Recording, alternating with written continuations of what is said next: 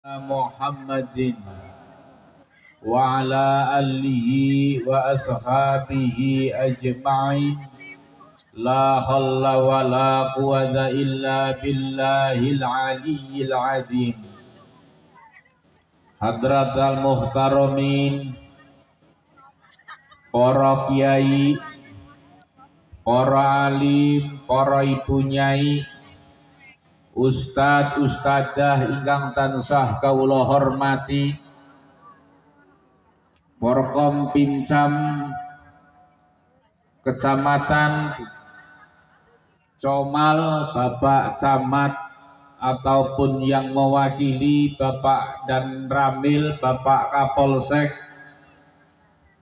Kepala Kementerian Agama ingkang dalu punika hadir, ingkang kula hormati pengurus Majelis Wakil Cabang Nahdlatul Ulama Kecamatan Comal, baik dari unsur Mustasyar, Suriah, Tanfidiyah, lembaga dan badan otonomnya, ingkang kula hormati pimpinan daerah Perjuangan Wali Songo Indonesia, Laskar Sabilillah, ingkang kula hormati sahabat-sahabat Banser, tamu undangan, hadirin hadirat, muslimin muslimat ingkang boten saged kula sebat asmanipun setunggal mbok setunggal. Wonten kesempatan dalu punika monggo sesarengan kita tansah munjahaken raos puji dala puja syukur wonten ngarsa dalem Allah Subhanahu wa taala ingkang sampun paring pinten-pinten kenikmatan dumateng kita sehingga dalu punika kula panjenengan sami saged rawuh makempal wonten majelis ingkang insyaallah barokah menika.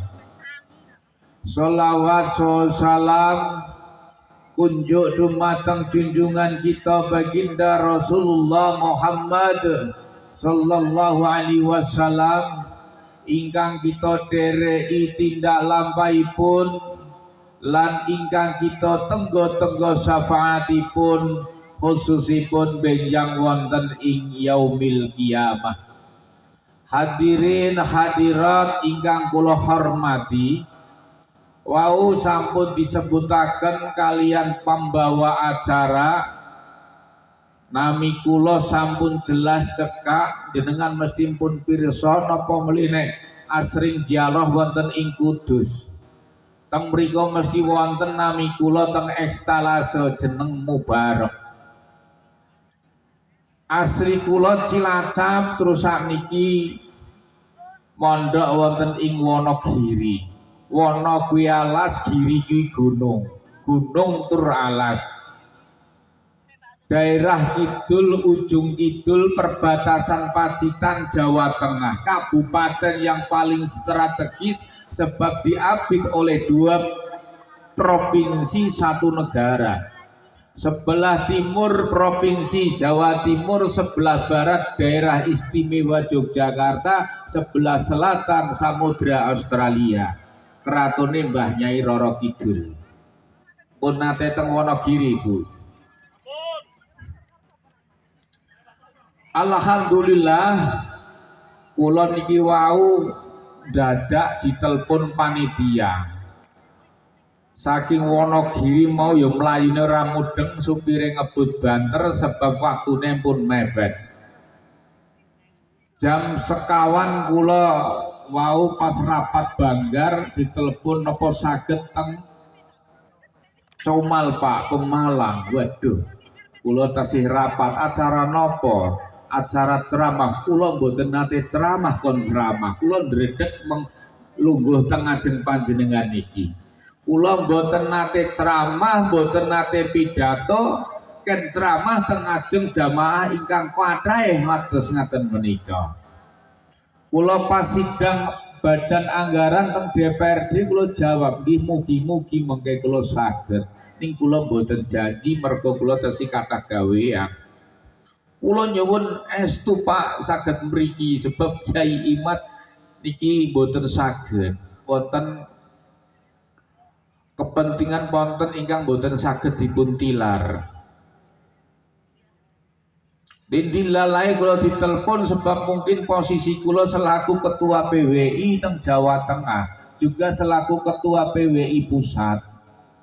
Di samping niku kula juga sebagai pengurus Nahdlatul Ulama, pengurus cabang Nahdlatul Ulama Kabupaten Wonogiri, ketua Tanfidiyah 4 periode.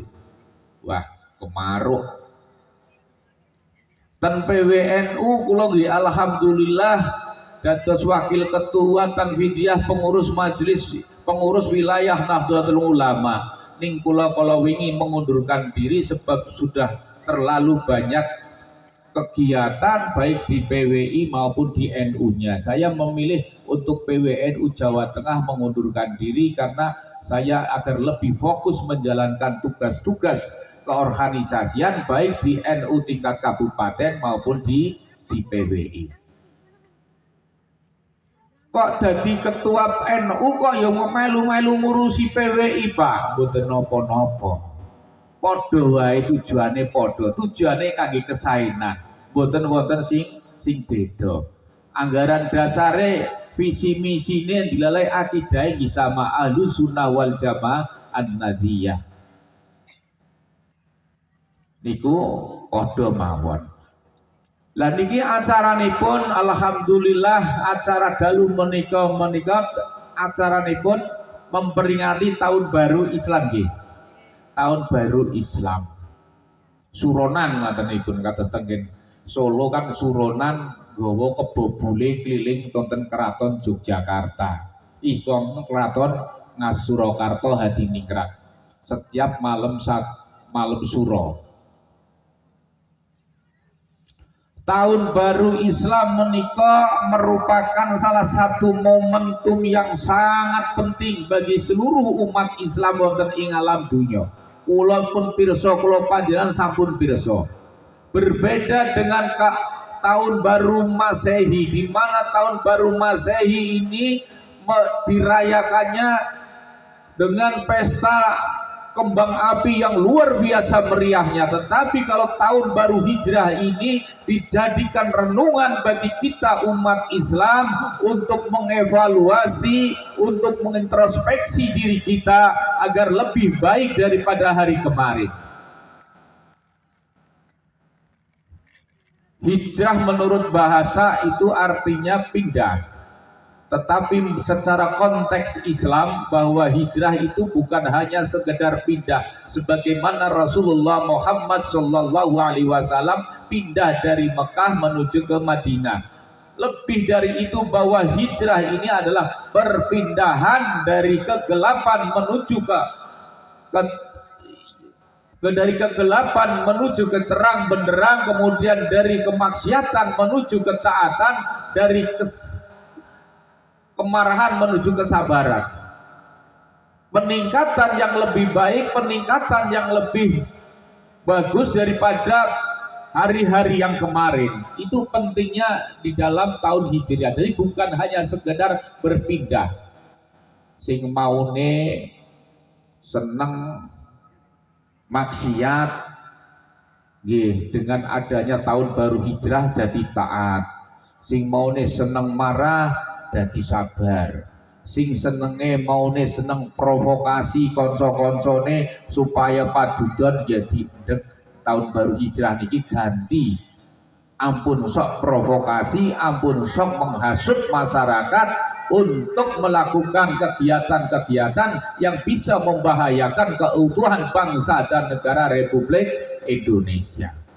Zaman akhir menika kathah tiang-tiang sing gaweane menghasut masyarakat, di dalam dakwahnya menghasut masyarakat, mengajak dan mempengaruhi masyarakat untuk memusuhi pemimpinnya, untuk melakukan gerakan-gerakan agar tentunya melakukan tindakan-tindakan agar masyarakat dengan masyarakat saling bermusuhan itu tidak diperbolehkan, dan dalam tahun baru Islam ini tentunya sikap-sikap seperti itu harus ditinggalkan.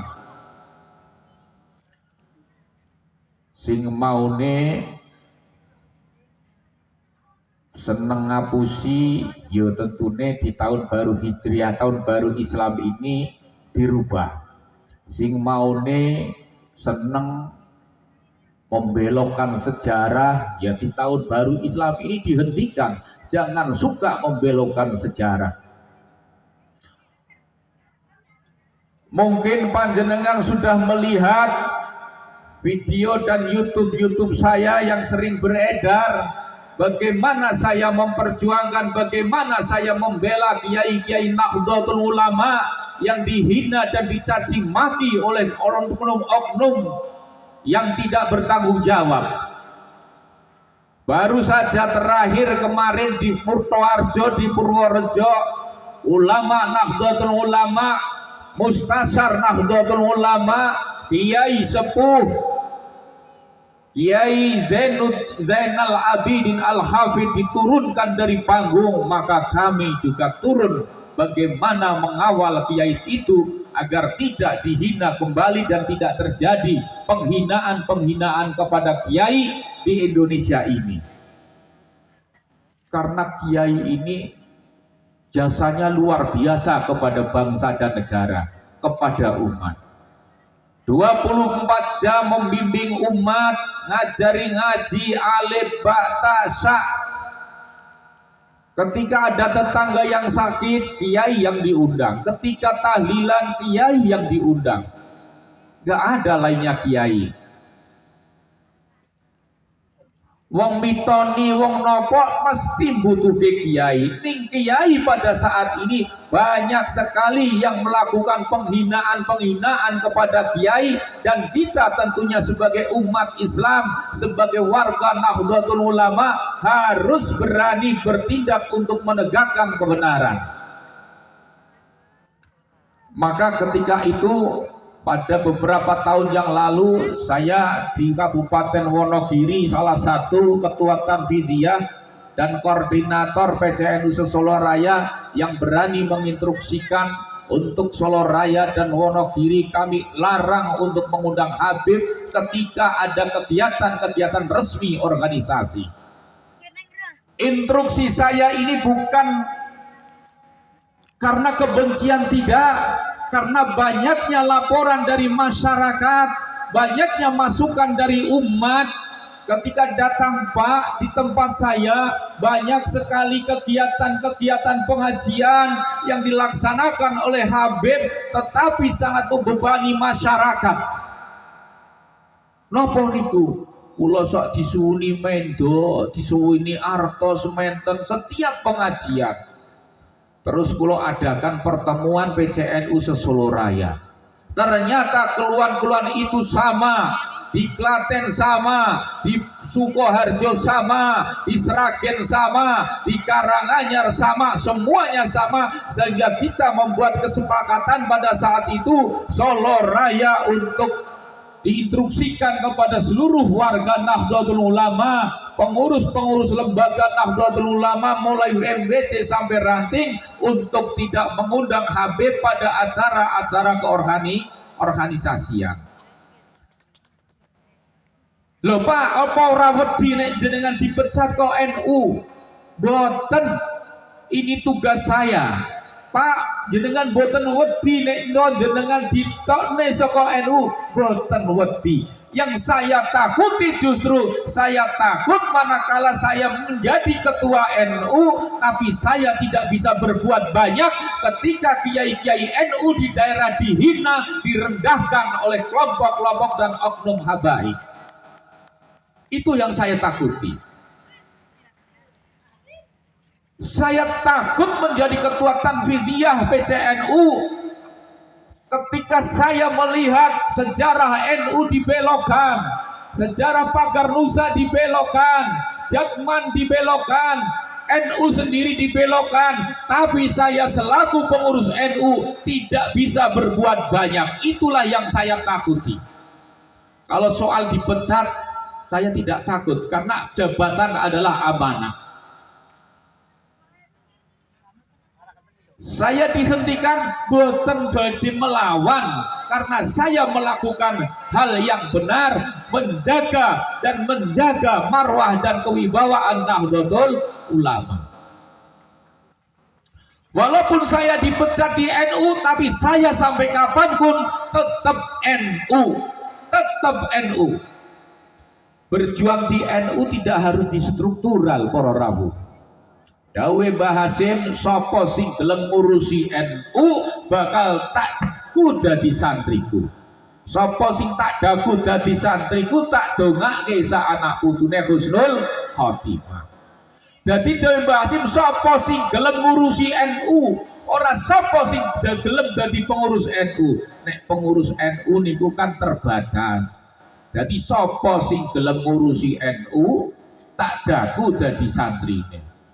Jenengan wonten kegiatan-kegiatan ke NU-an, jenengan rawuh, betos senek, gelar tikar, itu juga bagian daripada ngurusi NU.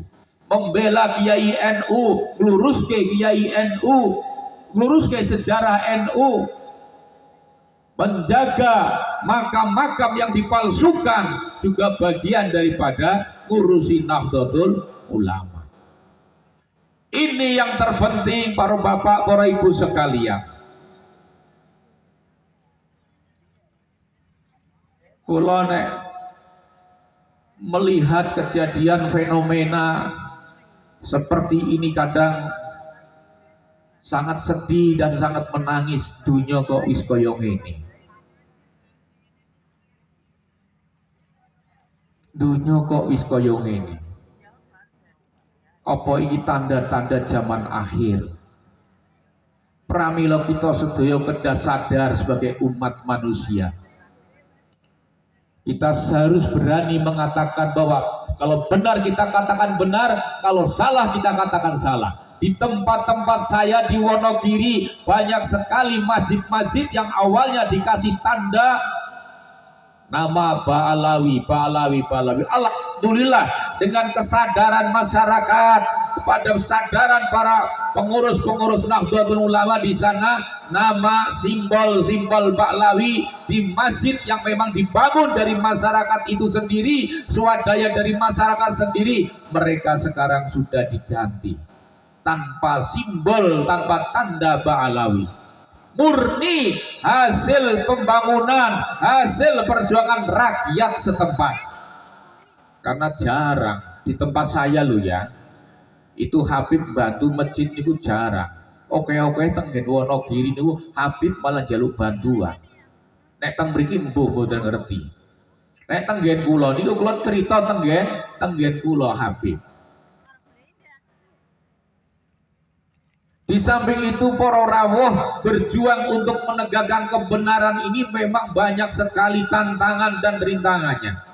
Saya di Wonogiri tantangannya luar biasa. Bukan hanya di Wonogiri, intimidasi, telepon, ancaman dan lain sebagainya yang ditujukan kepada saya pribadi karena sikap saya menentang gerakan-gerakan mereka juga ancamannya luar biasa.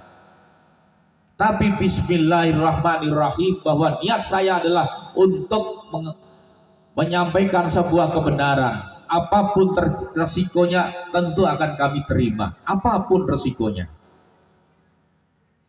Hadirin yang saya hormati, kita melihat saat ini adanya gerakan perjuangan Wali Songo Indonesia, di mana gerakan perjuangan Wali Songo Indonesia ini didirikan karena merupakan respon dari apa yang terjadi seperti yang ingin saya sampaikan di depan tadi. Adanya penghinaan para kiai Nahdlatul Ulama, ada yang mengatakan Hadratus Syekh Mbah Hasyim Asy'ari dikatakan bodoh. Siapa yang mengatakan? Ya orang Ba'alawi, Faisal Asy-Syaigab mengatakan Mbah Hasyim Asy'ari adalah orang yang bodoh. Apakah kita tidak jengkel ketika kiai kita guru kita semua dihina oleh kelompok-kelompok Ba'alawi seperti itu. Masih banyak lagi penghinaan-penghinaan, bahkan sejarah bangsa pun sudah mulai dibelokkan. Mereka mengeklaim bahwa kemerdekaan ini adalah hasil perjuangan orang-orang Yaman, orang-orang Tarim, padahal kita tahu dan fakta sejarah bahwa mereka tidak pernah berjuang untuk bangsa Indonesia, tapi semuanya diklaim oleh kelompok Yaman tersebut. Kalau pembelokan sejarah ini terus dibiarkan, kalau pembelokan sejarah ini terus didiamkan, kita tidak peduli terhadap apa yang terjadi, maka tunggu 5 tahun 10 tahun yang akan datang, negara kita akan hancur, akan rusak, sebab generasi-generasi kita, anak cucu kita sudah tidak tahu akan sejarah bangsa Indonesia. Bendera merah putih diklaim, pahlawan-pahlawan kita diklaim bahwa pahlawan-pahlawan adalah Ba'alawi. Bendera merah putih juga hasil pemikiran dari oknum-oknum Habib tertentu. Ini sudah bahaya. Ini sebuah gerakan yang tersistematis, yang kita tidak sengaja dan tidak tahu kalau ini adalah sebuah gerakan yang tentunya mempunyai cita-cita ke depan ingin menguasai negara Republik Indonesia. Para peneliti dari luar negeri mengatakan negara Indonesia kok negara yang sangat majemuk, negaranya kok aman-aman baik. Ini apa sak benderi? Ternyata setelah diteliti keamanan dan kebesaran Indonesia ini, sebab di dalamnya ada Nahdlatul Ulama. Oleh karena itu, siapapun yang ingin menguasai negara, siapapun yang akan merusak negara, pasti target pertama yang dilakukan merusak NU ataupun menghancurkan NU. Oleh karena itu kita lihat sekarang di mana-mana kita melihat adanya penyusupan ke dalam tubuh Nahdlatul Ulama yang mengadu domba antara NU dengan kader NU, dengan kiai ini yang harus kita waspadai.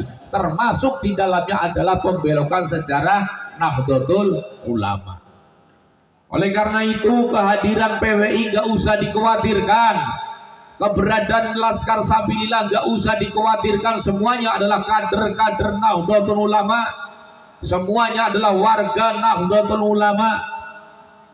Cuman gerakannya lewat perjuangan Wali Songo Indonesia. Dan saya mengucapkan banyak terima kasih kepada sahabat-sahabat Laskar dan tentunya sahabat-sahabat Banser yang sudah saling bersinergi untuk menjaga kesatuan dan keamanan di wilayahnya masing-masing, untuk menjaga kiai-kiai kita, menjaga sejarah-sejarah kita agar tidak dibelokkan, agar tidak direndahkan oleh orang-orang yang ingin menguasai negara kesatuan Republik Indonesia. Ini penting. Para hadirin hadirat, dengan gabungnya para kader Nahdlatul Ulama, warga Nahdlatul Ulama ke dalam PWI, tentunya panjenengan sudah melakukan 4 hal. Yang pertama, dengan bergabungnya panjenengan ke PWI berarti panjenengan telah menjaga kemuliaan nasab Rasulullah Muhammad Sallallahu Alaihi Wasallam. Yang kita lihat saat ini banyak sekali oknum-oknum habaib yang mengaku dzurriyyah Rasul tapi akhlaknya jauh dari akhlak Rasulullah Muhammad Sallallahu Alaihi Wasallam. Di daerah kula mrika ini ku Habib sering jalui bantuan yang ora gelem dikai sithik muring-muring. Iku ora sanes akhlake Rasulullah. Ceramahnya pun sering memprovokasi masyarakat. Ceramahnya kadang-kadang menyesatkan. Karena apa? Yang selalu disampaikan adalah cerita-cerita, kadang-kadang kurofat yang tentunya yang katanya akan menjamin panjenengan masuk surga tanpa dihisap dengan cukup, misalnya ditempeli surat dari salah satu habaib yang tentunya ketika nanti masuk dalam alam liang kubur sudah tidak ditanyai lagi oleh mungkar dan nakir. Ini sangat menyesatkan. Ada yang mengatakan bahwa datuk mereka mi'raj 20 kali dalam 70 kali dalam semalam. Ini juga sangat menyesatkan. Yang kedua, dengan bergabungnya panjenengan dari PWI, di samping menjaga kemuliaan Rasulullah, nasab Rasulullah Muhammad Sallallahu Alaihi Wasallam, panjenengan sudah mengamankan, menjaga negara kesatuan Republik Indonesia. Kita tahu sejarah kita, tadi sudah saya sampaikan, mereka membelokkan sejarah Indonesia. Sejarah bangsa dibelokkan, bahkan dalam kamus sejarah nama Hadratus Syekh saja bisa diganti dengan nama-nama yang selama ini kita ketahui sebagai pengkhianat bangsa. Musa Al-Munawar, DNID dimasukkan dalam sejarah bangsa, dalam kamus sejarah, tapi Hadratus Syekh Hasyim Asy'ari hilang dari kamus sejarah. Dan yang terakhir tadi, yang kemarin saja, sejarah Pagar Nusa juga sudah mulai dibelokkan. Setelah Jakman kita kembalikan kepada pangkuan Nahdlatul Ulama, sekarang sejarah Pagar Nusa sudah dimulai dibelokkan. Itu artinya bahwa mereka memang mempunyai rencana besar menghancurkan Nahdlatul Ulama dan menguasai negara kesatuan Republik Indonesia. Ampun dianggap enteng itu. Nek wis wani-wani robah sejarah NU, robah badan otonomi NU, Jateman, Pagar Nusa sedaya niku pagar otonomi NU sampun dirubah, nanti akhirnya merambat. Sejarah NU sendiri sudah dibelokkan. Itu tidak boleh terjadi. Kalau sejarah NU dibelokkan, kita dibiarkan, maka juga dampaknya kepada keutuhan negara Republik Indonesia. Yang kedua, yang ketiga, dengan jenengan bergabung dengan PWI, yaitu menyelamatkan, menjaga agama dari ajaran-ajaran sesat, cerita-cerita tahayul, kemudian cerita-cerita khurafat yang selalu disampaikan dimanapun, di mimbar-mimbar. Saya selalu sampaikan, saya minta kepada jamaah-jamaah di Wonogiri, pada waktu lalu tolong hentikan untuk pembacaan Ratibul Haddad. Kalau panjenengan warga NU, hentikan pembacaan Ratibul Haddad, karena Ratibul Haddad ini tidak mau bertawasul kepada Syekh Abdul Qadir Jalani dan para muassis Nahdlatul Ulama, yang merupakan ciri khas daripada Nahdlatul Ulama. Bacalah Ratib Rifaiyah, Mujahadah, yang Mujahadah Mbah Hasyim Asy'ari dan sanes-sanesipun. Kalau memang agak keras di sana, karena saya merasa sedih ketika ada rotib kiai-kiai ikut di panggung bersama Baim, kemudian ketika pembacaan rotib selesai, saatnya pengajian yang isi kiai, muhibin dan habibnya turun meninggalkan kiai yang di atas panggung. Saya sering melakukan debat dengan mereka, memarahi mereka. Jenengan tega kiai ditinggalkan di atas panggung sendiri, tapi jenengan ketika Habib membaca rotib, panjenengan bersama-sama duduk di atas panggung, tetapi ketika rotibnya selesai, panjenengan keluar dari panggung. Apakah panjenengan tega melihat kiai kita dibiarkan di atas panggung sendirian, sedangkan jenengan terus mendampingi para habaib? Saya sampaikan seperti itu, Pak. Sampai kerasnya saya kepada teman-teman di sana. Alhamdulillah, banyak sekali perubahan yang tadinya sering dimintai tiap ada pengajian. Saya tanya kemarin, Pak, gimana masih dimintai dana apa mboten? Mboten.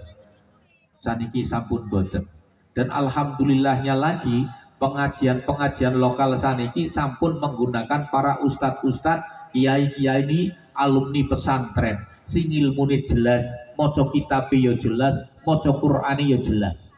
Itu nggen kula, senajan kula mboten mondok, tapi kula selalu meminta kalau mengundang, kalau mengadakan pengajian tolong undang daftarnya LDNU, tolong diinventarisasi, nama-nama kiai, nama-nama ustadz dari alumni pondok pesantren mana, dari pondok pesantren di bawah naungan Kiai NU. Itulah yang kita catat manakala ada masyarakat yang ingin mengundang, arahkan kepada kiai-kiai, arahkan kepada ustadz-ustadz yang sudah diinventarisasi oleh lembaga dakwah Nahdlatul Ulama, sehingga tidak keliru. Karena banyak sekali teman-teman NU di lapangan itu keliru dalam mengundang kiai, keliru dalam mengundang ustadz. Kalau di sana di luar ceramahnya orang sah NU-NU-nan, sing penting Islam, sok diundang ning fatayat, diundang ning muslimat. Saya tekankan, mulai hari ini saya larang organisasi di bawah Nahdlatul Ulama termasuk badan otonom lembaga mengundang orang-orang yang tidak mempunyai latar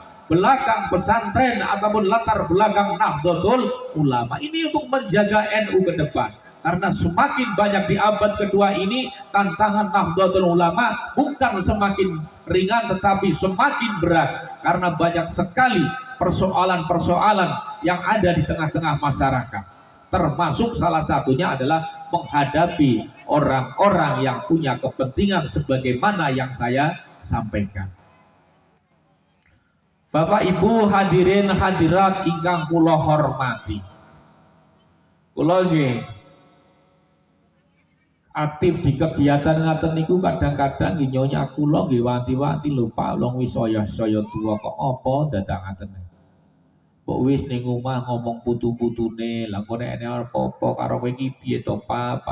Nggih mboten napa-napa to Bu, wong saged kula nggih berjuang ngaten niki. Nek mboten nonton sing berjuang ngaten niki sinten sing ajeng berjuang. Lah kok nek apa-apa karo awakmu piye to Pak? Wis ora apa-apa, alhamdulillah aku ya jek enom. Nek aku ene apa-apa, engko ya ene sing ngrabeni ya ngono kuwi. Tak semangati ngono Mas kula. Nyonya kula tak semangati. Ora usah wedi, pati lan lara umur niku pangeran ingkang nentuaken. Jenengan ora usah kuwatir, Bu. Pun bismillah kula niat berjuang menyampaikan kebenaran kepada masyarakat Indonesia, khususnya warga Nahdlatul Ulama dan khususnya lawaki warga umat Islam di Nusantara ini. Dan ternyata persoalan-persoalan seperti ini ada di mana-mana, bukan hanya di Wonogiri, bukan hanya di kabupaten-kabupaten lain, ternyata sudah menyebar kemana-mana. Dan alhamdulillah saya banyak sekali menerima telepon para kiai-kiai sepuh Jawa Timur, Jawa Tengah, Pak Barok, teruskan panjenengan berjuang di PWI, jangan tinggalkan PWI, jangan tinggalkan NU, terus jaga semuanya, karena saat ini kita sedang di abad kedua ini banyak sekali tantangan yang akan dihadapi oleh Nahdlatul Ulama. Kita harus jaga dua-duanya karena dua-duanya adalah pewaris penerus perjuangan Wali Songo Indonesia. Jadi nek wonten perjuangan Wali Songo Indonesia jenengan mboten usah kuwatir, niku nggih sederek kita sedaya. Podo-podo wong NU-ne mung struktur organisasine berbeda, tapi niate berjuange sama, yaitu menjaga akidah Ahlussunnah wal Jamaah an-Nadiyah, menjaga keutuhan negara Republik Indonesia. Sebab dulu para kiai-kiai NU yang mempunyai jasa besar kepada bangsa dan negara. Dan ini kita tahu akhir-akhir ini bahkan dimanapun saya selalu ditelepon oleh para aparat keamanan dengan adanya isu-isu yang berkembang di masyarakat. Di Cilacap kemarin saya ditelepon karena di sana ada mau kedatangan salah satu Habib Rizik Syihab di Cilacap, di Kecamatan Gandrung Mangu, Kabupaten Cilacap. Di sana Banser melakukan penolakan. Kita bantu semuanya, Banser dan PWI sama-sama untuk membackup agar mereka tidak masuk wilayah Gandrung Mangu, Kabupaten Cilacap. Kondisikan, karena mereka akan mempengaruhi dan akan memprovokasi masyarakat Gandrung. Jaga masyarakat Gandrung Mangu agar tidak terprovokasi oleh orang-orang yang ingin memprovokasi, yang ingin mengganggu stabilitas keamanan di daerah tersebut. Nah, kabar-kabar teng daerah Pemalang nggih benjang kita rek pun wonten kabar ngaten niku. Kula dibel teng Polda kemarin, Pak Barok, bagaimana perkembangan di Insya Allah teng Pemalang aman, masyarakat ini cinta damai.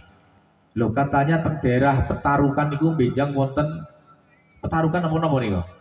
Teng Petarukan wonten penolakan Habib Rizik yang badai datang ke sana. Penolakannya itu kepada Habib Rizik, bukan kepada pengajiannya.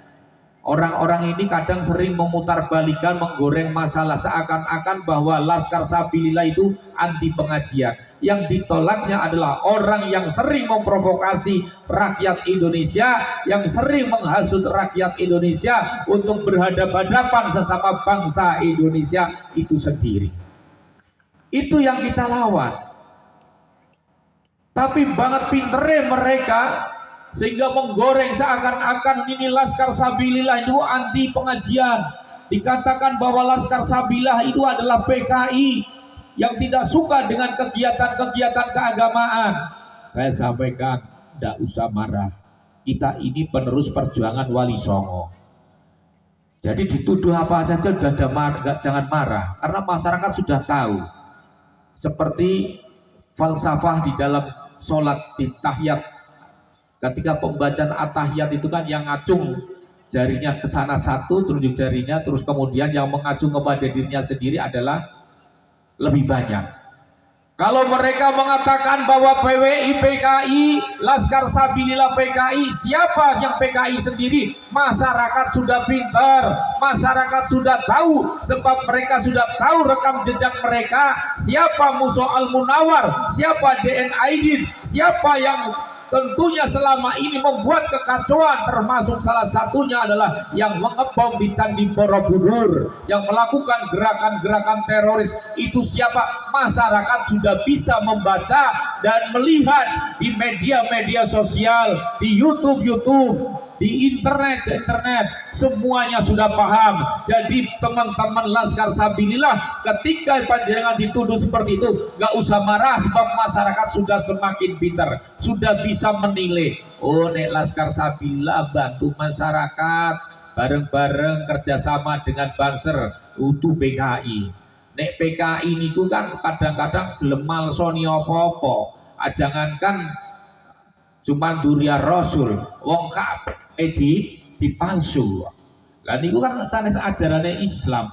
Mosok turunan Kanjeng Nabi kok dipalsu, mosok Ka'bah kok dipalsu. Nek wong Islam ra mboten purun malsu Ka'bah. Kuburan dipalsu, sedaya dipalsu.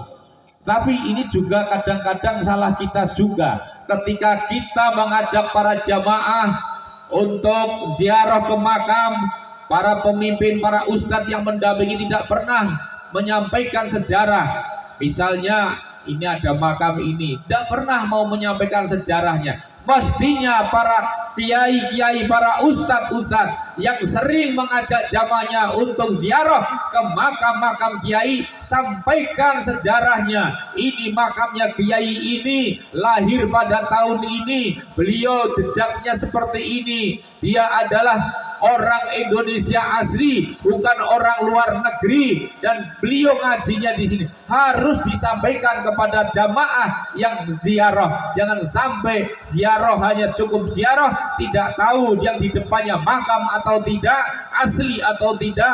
Ziarah juga ikut ziarah, tahlil ngikuti tahlil, tapi tidak tahu asal usul makam tersebut. Ini penting sekali. Dengan banyaknya makam-makam palsu yang tersebar di berbagai daerah, ini panjenengan harus hati-hati.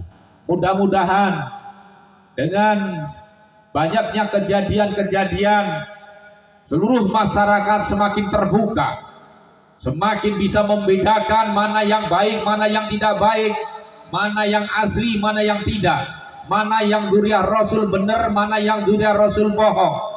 Kalau dzurriyyah Rasul, saya yakin beliau tidak akan mau mengaku dirinya dzurriyyah, karena memang beban moralnya sangat berat. Ketika orang tahu dzurriyyah Rasul, pasti dia bebannya sangat berat, luar biasa. Ketika Sayyid Muhammad di Mekah itu, beliaunya ada seorang yang sangat alim, tidak pernah mengaku dirinya bahwa di dalam diri saya ada darah Rasul, itu nggak pernah. Dan alhamdulillah saya sudah pernah ke pondok pesantrennya di Ummul Qura Mekah kurang lebih 2 kali ketika menyertai Al-Mafrullah Mbah Maimun Juber ketika musim haji. Pasti teman-teman dari jamaah-jamaah Indonesia pada saat itu diajak silaturahim bersama-sama untuk ke pondok pesantren di Ummul Qura miliknya Sayyid Muhammad. Dan kita tahu mereka, kita tahu di mana para ulama-ulama Ahlussunnah wal Jamaah, khususnya Sayyid Malik Sayyid Muhammad yang merupakan dzurriyyah Rasul asli. Beliaunya luar biasa alimnya dan tidak mau banyak berbicara dan tidak pernah mau mengatakan bahwa dirinya adalah dzurriyyah Rasul. Dan saya sudah kadang dulu sudah pernah disampaikan, Pak Barok, hati-hati orang yang sering mengaku-ngaku dirinya itu justru diragukan keasliannya. Lah maksud pripun yai? Wong nek ngaku dewe ini dzurriyyah Rasul pasti diragukan keasliannya. Apa saja kalau yang mengaku-ngaku pasti itu diragukan keasliannya. Kalau yang asli pasti menang. Asli pasti menang. Napa wonten polisi terus tenggalan kula niki polisi boten.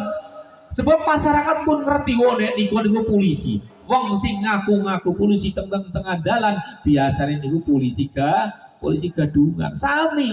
Wong kok sing selalu di tengah-tengah di hadapan jamaah mengaku ini lo aku dzurriyyah Rasul, keturunan Rasul, jenengan kudu menghormati saya. Ini orang menghormati saya jenengan akan masuk neraka, tidak dapat syafaat. Ini justru semakin meragukan umat Islam karena dia seakan-akan memaksa umat Islam untuk percaya kepada dia bahwa dia adalah dzurriyyah Rasul. Nah, ini yang harus jenengan pahami.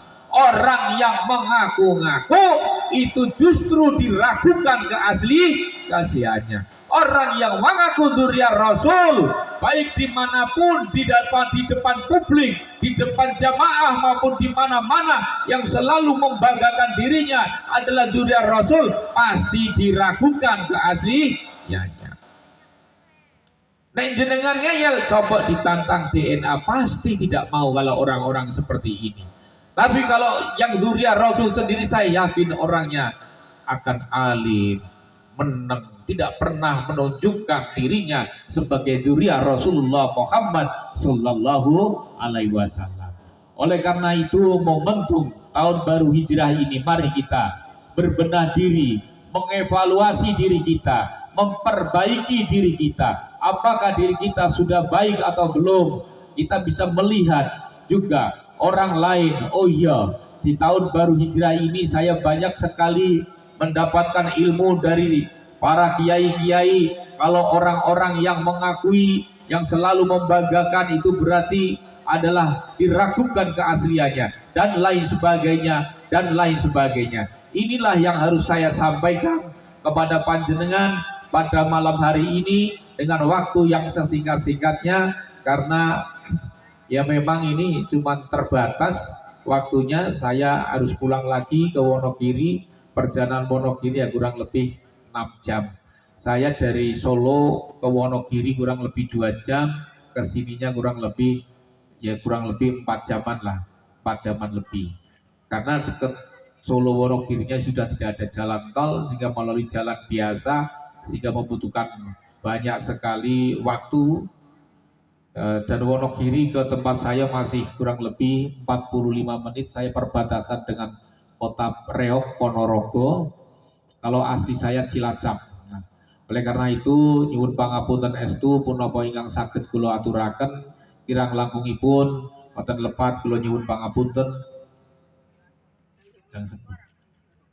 أعوذ بالله من الشيطان الرجيم بسم الله الرحمن الرحيم الحمد لله رب العالمين حمدا ساقين حمدا نعيم حمدا يوافي ويكافئ مزيدا يا ربنا لك الحمد كما ينبغي لجلال وجهك والعظيم بسلطانك اللهم صل وسلم على سيدنا محمد وعلى ال سيدنا محمد اللهم لك الحمد وإليك المستكى وأنت المستعان وأنت المستعان وعليك تكلان وإليك المشير يا كافي يا محمد يا كافي يا محمد اكفنا في بزلاتنا إلا مغربنا وعشر مرادنا ومرمنا اللهم وفقنا لأحد أمور إليك وارزقنا من محباتك نشيب وفير الاحتجاب إلى وسيلة ولا خال ولا قوة إلا بالله العلي العظيم اللهم يسير ولا تعسر أمورنا والدين والدنيا والآخرة ربنا آتنا في الدنيا حسنة وفي الآخرة حسنة وقنا عذاب النار وادخلنا الجنة مع الأبرار يا عزيز يا غفار